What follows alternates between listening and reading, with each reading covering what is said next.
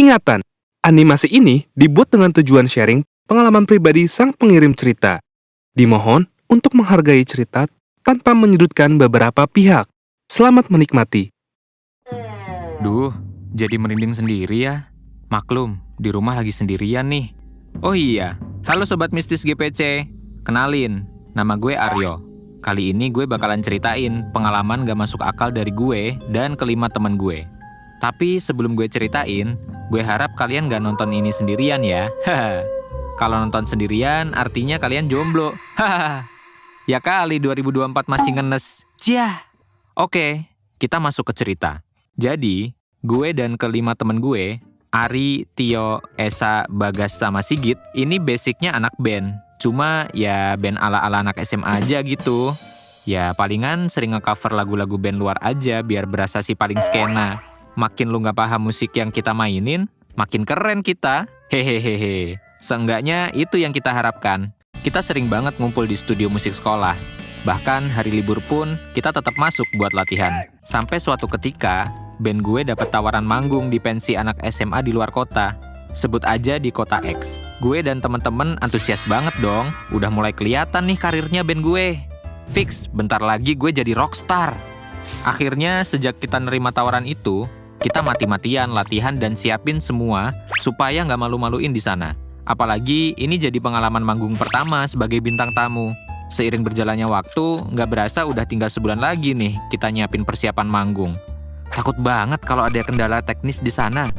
Tapi ya bismillah aja lah ya. Kita juga sering kok nontonin band lain perform di YouTube, biar nanti pas manggung nggak kaku banget kayak pemerin... Nggak. Bercanda kok. Peace bro. Nah, pas kita lagi asik nontonin band lain perform, tiba-tiba Sigit nyeletuk. Guys, daripada kita nonton dari YouTube, nggak terlalu berasa feel-nya. Mending kita ikut nonton konser band lokal aja gimana? Kebetulan Sabtu besok temen gue ada yang jadi panitia di sana. Jadi bisa lah ya, ntar kita masuk duluan buat lihat-lihat sekalian belajar teknisnya. Gimana? Ngedenger ide itu, gue sama teman-teman yang lain langsung sepakat setuju buat datang ke konser itu di hari Minggu. Kita semuanya udah siap nih buat berangkat ke kota X. Kita sengaja berangkat malam karena kita pengen ke venue konser pagi-pagi bareng temennya Sigit yang jadi panitia. Kita kumpul jam 9 malam di rumah Bagas sambil nunggu Esa. Soalnya si Esa malam ini mendadak ikut acara tahlilan saudaranya. Jadi ya kita mesti nungguin dulu sambil ngemil-ngemil di rumah Bagas. Menuhin amunisi dulu lah sebelum perjalanan jauh. Kan mayan ya kalau perut udah keisi biar gak meleot pas di perjalanan. Gak kerasa waktu udah jam 10 malam. Esa belum kelihatan nih biji ketapangnya. Kita semua agak mulai panik. Kira-kira masih dapat nggak ya kereta malam ke kota X? Mana udah jam 10 lagi. Setelah dihubungin beberapa kali, akhirnya si Esa nelpon dan bilang, gue bentar lagi selesai nih. Kata saudara gue kereta terakhir ke kota X jam 11.50. Nanti kita ketemu di stasiun Z aja ya, takut ketinggalan kereta. Ya udah deh, kalau Esa bilang gitu, akhirnya kita naik bajai aja ke stasiun. Agak deg-degan nih karena perjalanannya lumayan macet.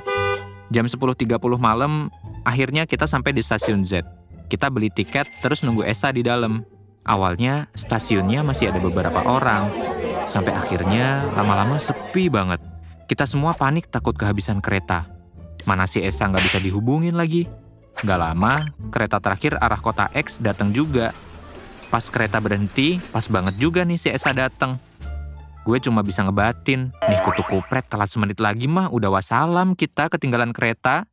Akhirnya kita semua naik kereta.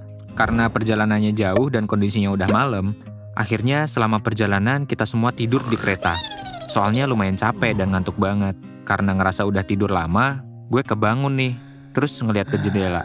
Di luar udah mulai gelap banget, dan gue beranggapan kalau kita udah mau sampai. Akhirnya, gue bangunin teman-teman gue yang lain. Setelah mereka bangun, gue ngeliat si Esa dari tadi duduk dengan wajah pucet banget. Buset, saking pucetnya tuh udah kayak tahu belum dimasak. Pucet bet pucet. Anehnya lagi, gelagat dia kayak orang ketakutan. Ya udah, gue coba tegur dia. Sa, lu kenapa? Sakit? Pucet banget muka lu. Tapi sama sekali nggak ada balesan. Dia cuma ngangguk aja. Tapi ya udah, nggak begitu gue gubris. Ya mungkin emang kecapean aja. Kan dia datang juga mepet-mepet. Fix paling kecapean. Nggak lama, kereta kita sampai di stasiun Kota X, sekitar jam 1:25 dini hari. Kita semua turun dari kereta, dan kita baru sadar, ternyata yang turun dari kereta itu cuma kita doang, alias nggak ada seorang pun yang ikut turun. Di tengah kebingungan, tiba-tiba kereta itu kembali berangkat. Pas kita lihat ke sekeliling stasiun, ternyata nggak ada seorang pun yang ada di sana selain kita. Pas kita lihat ke area sekitar, kayak ada yang aneh. Ternyata kita turun di stasiun Kota X, tapi dengan kondisi bangunan tua. Asli deh, ini kayak bangunan tua tahun 80-an. Kita semua mulai merinding, suasana dingin pun mulai mencekam. Kita semua ketakutan, ditambah ngelihat Esa yang pucet, semakin ngebuat kita kebingungan dan panik. Ini gue mimpi atau apa ya? Ngerasa aneh deh pokoknya. Kita semua berunding, dan semua paham betul kalau stasiun ini bukan tujuan kita yang sebenarnya. Kita terjebak di dunia yang berbeda. Ya, kalau kata anak wibu bau bawang mah, isekai kali ya nyebutnya.